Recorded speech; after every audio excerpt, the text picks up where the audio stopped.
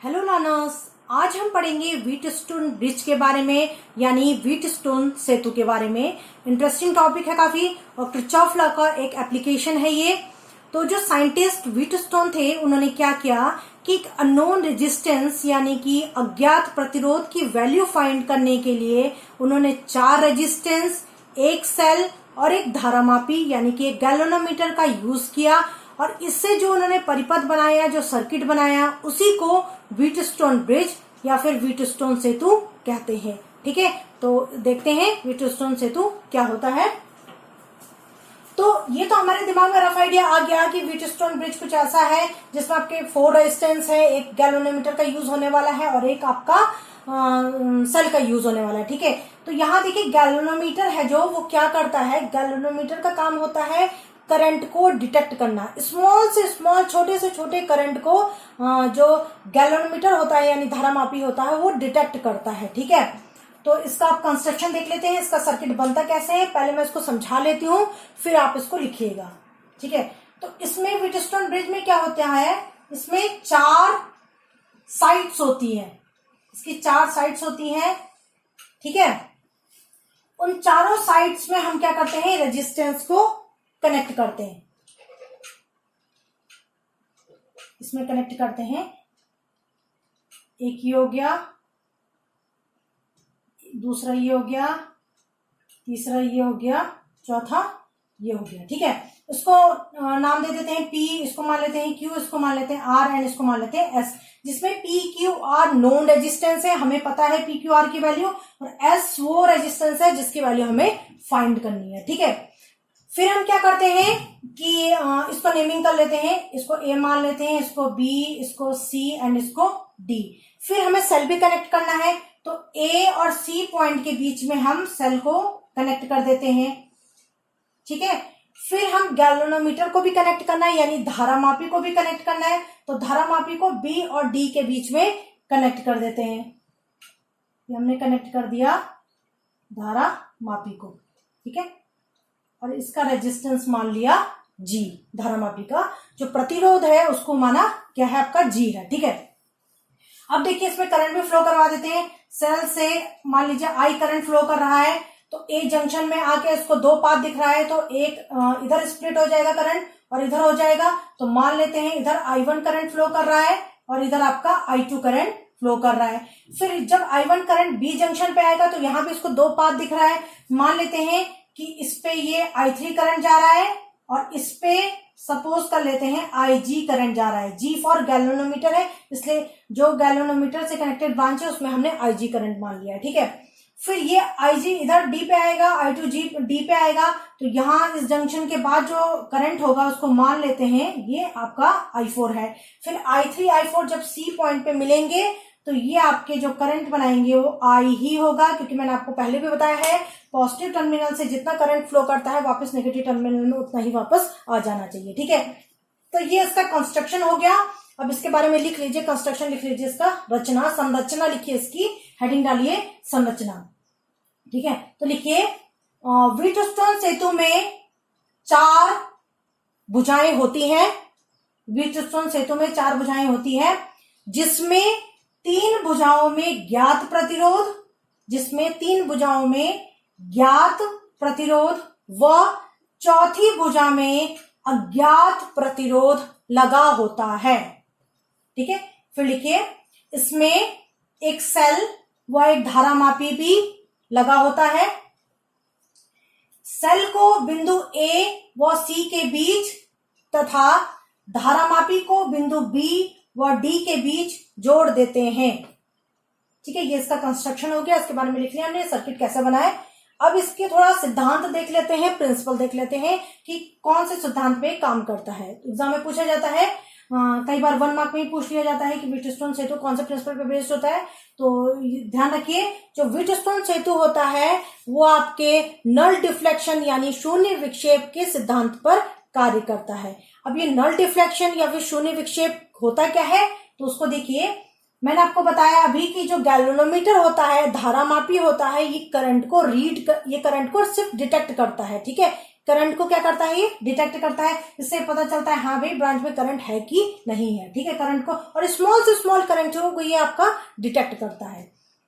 फिर देखिए, अब ये शून्य विक्षेप की स्थिति का मतलब ये है कि जी जो आपका गैल्वेनोमीटर है उस पर कोई डिफ्लेक्शन ना हो, उसकी वो सुई होती है इस तरीके से, उस सुई पे कोई डिफ्लेक्शन ना हो, कोई विक्षेप ना हो, और वो तब होगा जब उस ब्रांच में, जिस ब्रांच में आपका धारामापी यानी गैल्वेनोमीटर करंट है, कनेक्ट है आपका, उस ब्रांच में आपका करंट फ्लो ना हो। अगर आपका करंट फ्लो ही नहीं करेगा तो आपका ये गैल्वेनोमीटर की जो सुई होगी वो डिफ्लेक्शन कहां से शो करेगी, ठीक है। तो शून्य विक्षेप स्थिति आपको समझ में आ गई है। तो ये शून्य विक्षेप स्थिति हम इस तरीके से करते हैं कि इन चारों रेजिस्टेंस को कुछ इस तरीके से अरेंज करते हैं कि जब आप सेल से करंट फ्लो करोगे, जब आप सेल से करंट को फ्लो करवाओगे तो गैल्वेनोमीटर पे कोई डिफ्लेक्शन ना हो, ठीक है। इन चारों रेजिस्टेंस को हम इस तरीके से कनेक्ट करते हैं कि जब आपके सेल से करंट फ्लो कर रहा है तो उस केस में इस गैल्वेनोमीटर में कोई डिफ्लेक्शन ना हो। जब गैल्वेनोमीटर में डिफ्लेक्शन नहीं होगा उस कंडीशन में आप क्या कहोगे कि आपका ब्रिज जो है या आपका सेतु है ये बैलेंस्ड है, यानी कि संतुलित है। जब आपका ब्रिज संतुलित होगा, बैलेंस्ड होगा, तब आप क्या करोगे कि दो एडजेसेंट जो साइड्स होंगी यानी दो संलग्न भुजाएं होंगी, जैसे आपकी A B and B C हो गई, फिर आपकी A D and D C हो गई, या फिर आपका ये A B and A D हो गई। तो कोई भी दो संलग्न भुजाएं जो होंगी, दो एडजेसेंट जो साइड्स होंगी, उनमें जो आपका रेजिस्टेंस लगा है, जब आप उसका रेशियो निकालोगे तो वो बराबर होगा दो जो बची हुई एडजेसेंट साइड्स है उनमें जो रेजिस्टेंस लगा है उनके रेशियो के। यानी कि फॉर एग्जांपल देखिए, ए बी और बी सी एडजेसेंट साइड होगी तो P by Q, P upon Q equals to हो जाएगा R अपॉन S। ये आपके एडजेसेंट साइड्स है ना, संलग्न भुजाएं हैं A D and D C, तो इनका आप रेशियो निकालोगे, इनका रेशियो निकालोगे, आपस में इक्वल हो जाएगा। या आप ऐसे भी लिख सकते थे P by R equals to Q by S, वही मतलब होगा इसका, ठीक है। तो ये आपका व्हीटस्टोन का फॉर्मूला है जो कि बहुत इंपॉर्टेंट है, ठीक है। तो ये इसका सिद्धांत हो गया। अब आप लिख लीजिए, ये मैंने अभी आपको समझाया कि सिद्धांत ये इसका क्या था। अब आप इसको नोट्स बना लीजिए, इसको लिख लीजिए कि इसके सिद्धांत के बारे में, ठीक है। लिखिए, हेडिंग डालिए सिद्धांत, उसमें लिखिए व्हीटस्टोन सेतु शून्य विक्षेप के सिद्धांत पर आधारित है। व्हीटस्टोन सेतु शून्य विक्षेप के सिद्धांत पर आधारित है। अर्थात यदि चारों प्रतिरोधों को इस प्रकार समायोजित किया जाए, अर्थात यदि चारों प्रतिरोधों को इस प्रकार समायोजित किया जाए कि सेल से धारा प्रवाहित होने पर धारामापी में कोई विक्षेप ना हो, ठीक है, धारामापी में कोई विक्षेप ना हो, इस स्थिति में सेतु संतुलित कहा जाता है। इस स्थिति में सेतु संतुलित कहा जाता है तथा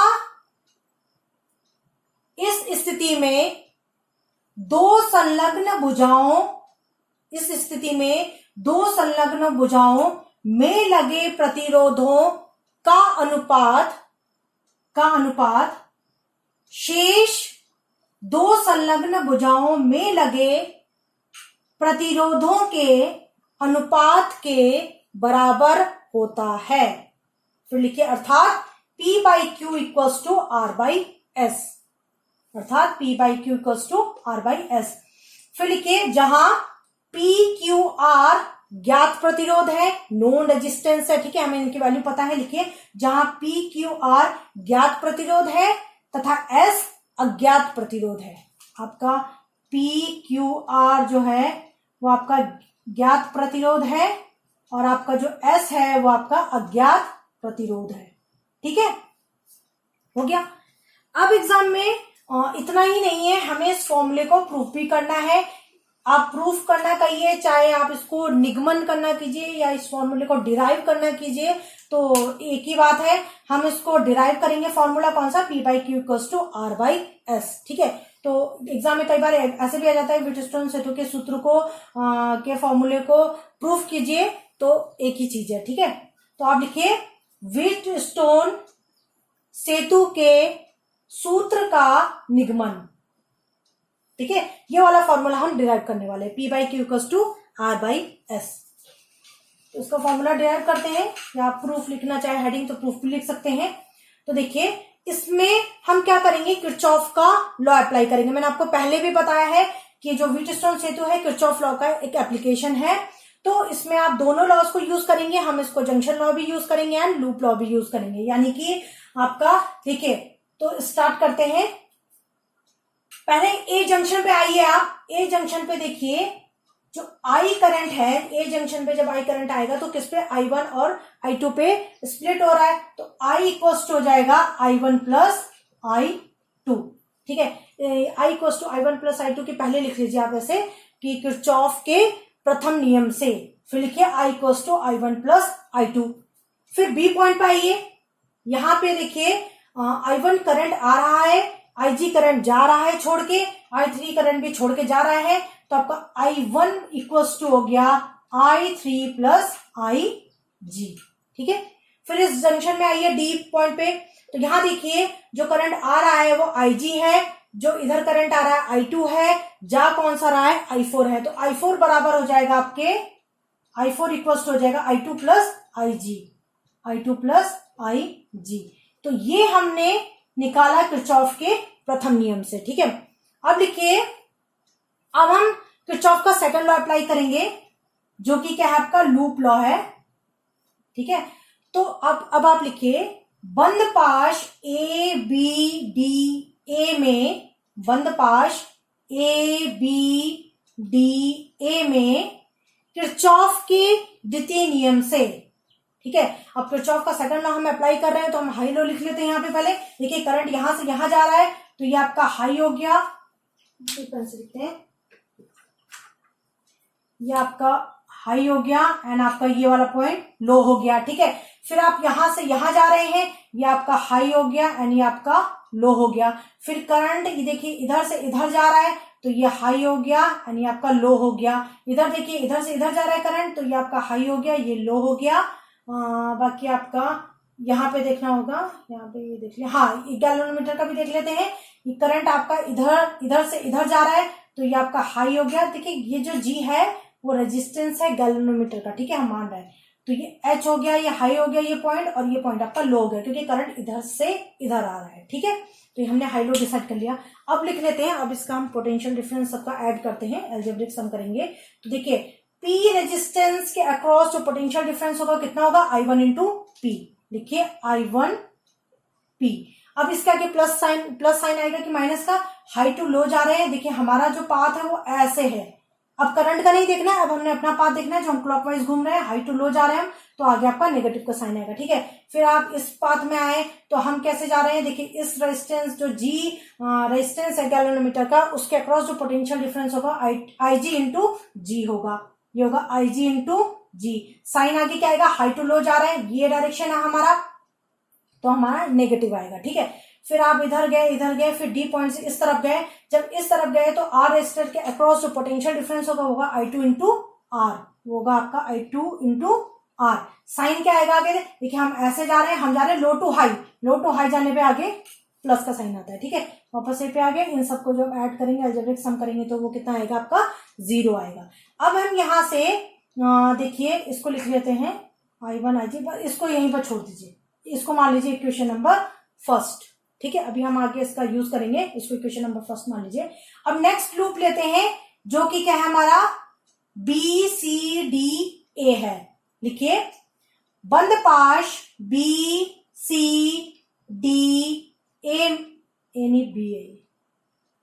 देखिए BCDB में, बंद पाश BCDB में किरचॉफ की द्वितीय नियम से, ठीक है, किरचॉफ का सेकंड लॉ अप्लाई करेंगे।